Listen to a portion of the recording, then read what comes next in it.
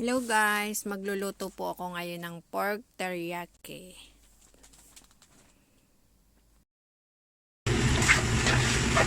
Ngayon okay na.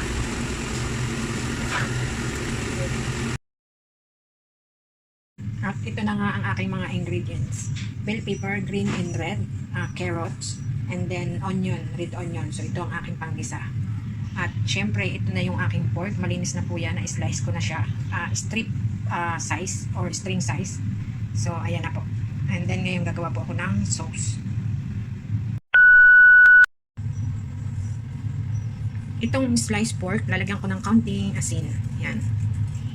At aking hahaluin. So ito na yung pinakang marinate niya para mas malasa yung pork na ipapry ko bago ko i-fry. Lagyan ko muna po ng cover at ilalagay ko muna po ito sa fridge. So, yan, ganyan po. Ngayon gagawa po ako ng sauce. So, ito una po sugar. Ito po light brown pero pwede pong gamitin yung dark brown. Then minced ginger, minced garlic, and soy sauce. Vinegar, sesame oil, yan, importante po ito, and water. Ngayon imimix ko lang po ito, yan, hanggang sa matunaw po yung sugar. Ayan, tunaw na po yung sugar. Then ngayon po, lagyan ko muna po ng cover, then isisit aside ko muna po ito. Yan. Ngayon cornstarch naman po, magtutunaw po ako yan. So gagamitin din po yan mamaya. So lagyan ko po ng konting tubig para matunaw. Yan, tunawin lang po. Yan, tunaw na po siya. Lagyan ko na po ng cover, then isisit aside ko lang din po ito. Yan. Ngayon magto-toasted naman po ako ng sesame seeds. So yan. Toasted ko lang po siya dahil ang nabili ko po ay hindi pa toasted. Pero may nabibili naman po toasted. So okay lang. So ito po, gagawin ko pong pang-toppings. Ayan, okay na po ito. Toasted na. Sisip-sip ko na. 3 hours later. Lagay ako ng kumay oil. Yung tama lang. Yung tama. Lagay ko yung onion.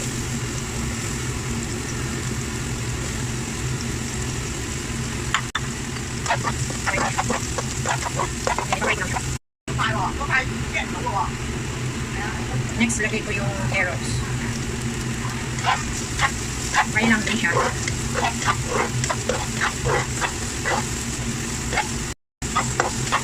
Yan, fry ko lang din. Alam niyo po ba, ang teriyaki is not only from Japan, it's all over the world. Now, yun na po. Now, lagay ko na yung bell pepper, red and green. Fry lang din.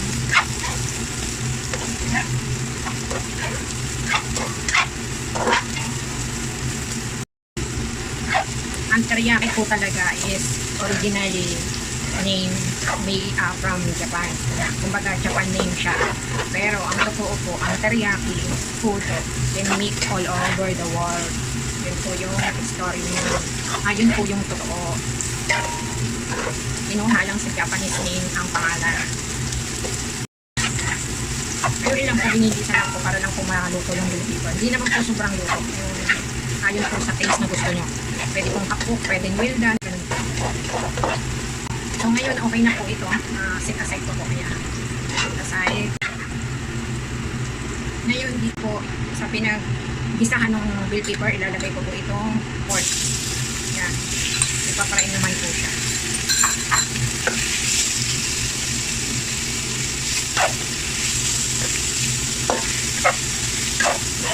Ipapray po siya until golden brown. Kunting mantika lang po yung meron siya dahil yung pong pork ay may mantika naman po, may taba kumbaga. So hindi na po kailangan lagyan ng maraming oil. Yan, tuloy-tuloy lang po ang paghalo. Para hindi po may sunod, may hindi. So alam niyo na po. Ngayon na okay na po yung pagkaka-fry niya. Ilalagay ko na yung mixed sauce na ginawa ko. Yan.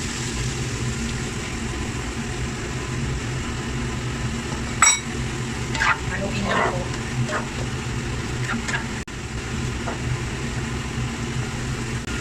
Takpan.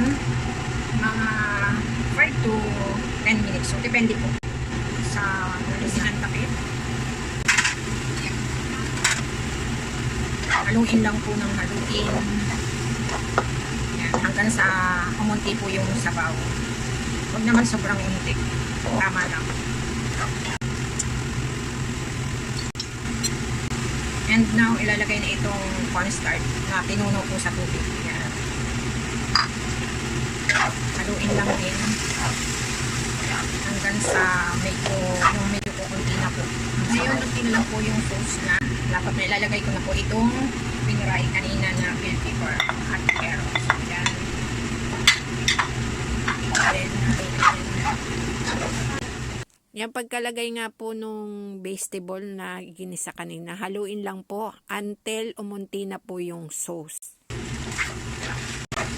ngayon, okay na.